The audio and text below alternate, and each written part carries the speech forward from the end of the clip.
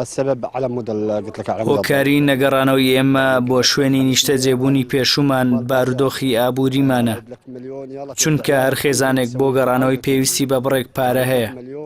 ئاوارەکان ئێرش ئەو بڕە پارەیان نییە.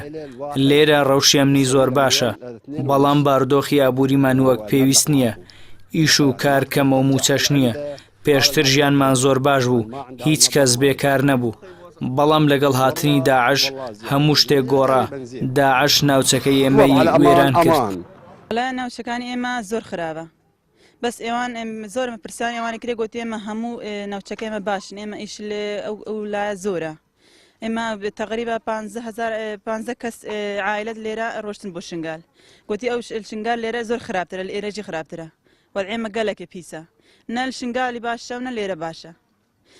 داوامەش هەموو حکوومەتە کوردستانەوە هەموو دەولەتە هەم سعدامە بکن و زستانە وەرعێمە گەلێکی نەخۆشە تقریبا بدەمە هاسێمەها مادەم سعدامە بکن هو عائلەتە نەگنە قەبحەت نهۆ گەلێک عائلەت لێ دەرێنە ئەسبوع خواجاکێ ناشون کەهرەب نینە ئاف نینە تشتێک نینە نە شنگال هەر وەرعێ وێ دەرێژی سعاتە کەهرەبی سەرمە حسابت کنە بێ بحەق پەرە